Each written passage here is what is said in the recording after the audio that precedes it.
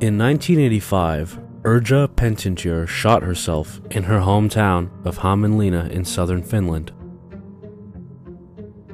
From what documentation survives, it can be gleaned that she was born in 1950, the child of two engineers, and that she possessed a twin brother with whom she was extremely close. They were both brilliant children, prodigies even, and inseparable until her marriage at the age of 23. Her brother died in an airplane crash over the North Sea in 1974, and Idra's husband left her 4 years later and returned to the then Soviet Estonia, where his family kept cattle and encouraged his second marriage to a woman whose name has been lost. It would seem that Pentintyär did not leave her house after the year 1980, and Torvald Lipo, 11 years of age, discovered her body while making his ailing father's morning rounds, delivering her milk. He was nearly catatonic for weeks afterward, unable to speak, while the house was boarded up and a search for next of kin commenced. No amount of milk and brandy seemed to soften the child, until one night his father went to bathe the boy and found his bed empty. Torvald could not leave the house alone. He had returned night after night to the place that Idra Pentingar had built for herself. The house contained no furniture or belongings which might have comforted a young woman grieving the loss of her marriage and her brother. A few dresses hung in the closet. One pair of shoes sat neatly by the door. The rest of the rooms were crowded with standing game machines, a closely packed arcade, not unlike a labyrinth. Even before Idra's body had been collected, Torvald had pushed a 1 Maca piece into the only machine which seemed to have a coin slot, painted with flowing brown letters that read, Herkusini. The game was simple. A sprite with angular red braids labeled above the score as Cisco collects pixelated mushrooms in a forest until she has enough to fill her basket. She has a small pig to help her dig and offers zen-like, obscure, barely translatable advice such as do not kiss the tree stump with enthusiasm. The mushrooms slowly increase in size and vary in color until Cisco must chase the behemoth fungi bigger than her basket and herself, expanding beyond the edges of the screen. Behind her, as she seeks, floats a second red-headed sprite labeled Vaiko, a silent boy whose feet do not touch the ground and who does nothing throughout the game but watch Cisco with her mushrooms and her pig. A constant, if impotent, companion. Torvald completed Herkusini on his second night at the Pentintyär house. As the Cisco sprite disappeared into a gargantuan mushroom, his marker piece hurled out of the rear of the machine through a slender pneumatic tube and into a second game, and the Lipo boy hurled after it, eager to play, eager to follow deeper into the things whose creation had consumed Pentintyär's final years.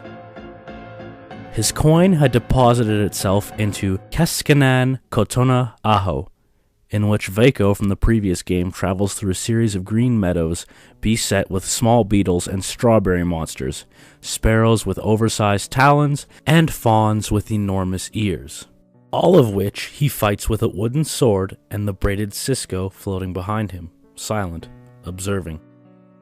From this, Torvald's Marka hurtled into Kalasta Ja Toivotu, a fishing game where Torvald held a pole in his hands, much like other arcade players held plastic guns, and caught oblong pink pike from a bright blue pond, choosing with each catch a reward of points, gold, or wishes, which he wrote into the wish screen like high score initials, only to watch them vanish into blackness and not return.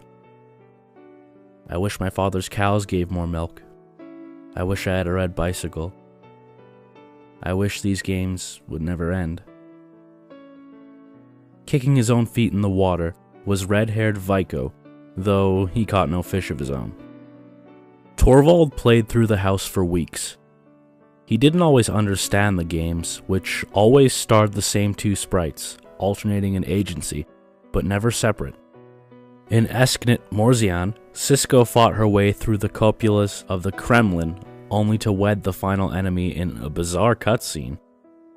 A black, boxy man with red shoes. Her opposite number watched, though in approval or disapproval, his primitively animated face made it impossible to tell. There was a flight simulator called Myelfa, which flew over an endless ocean. In Krexkanan, Kotona, Ankia, the two sprites walked together through a long grey wasteland in search of the crown of squarish roses. The coin sped through the machine as Torvald completed the game, and finally, while his father was discovering an empty bid, the macra settled into a sleek black game which frightened him, a game in which there was no Cisco, only the boy, wandering in a black field, lost, without enemies or reward. In later years, Torvald would swear that the beeps and echoes of the game sounded like a woman weeping.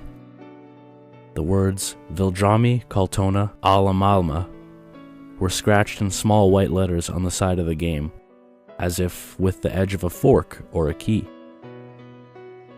After nearly 12 hours of play, an admirable marathon for a child of Torvald's age, but through no efforts of his own, Cisco, with her red braids, appeared in the northwest corner of the screen, holding out her arms to her counterpart, her Vico. Torvald moved his avatar towards her with his heart in his throat, and the two figures merged, flooding the black screen with beautiful blue light. Torvald's coin clattered out of the machine, with a neat, star-shaped hole punched through its middle. Hercusini would not accept it again. And before he could earn another macra, the Lipo boy's father collected him with much anger and relief, and the house was firmly locked, while the child wept and bit his father and screamed to be let back in. Torvald would wear his macra on his chain around his neck for the rest of his life. He visited Urge's grave often, laying faded macra coins on the grass. In 1998, he managed to purchase the last of the Pentintyär arcade from a recent collector in Tallinn, and had the set installed into his home. When the last tube was in place, he sat naked in the center with a small gun in his hands, calling out Urge's name into the labyrinth, over and over.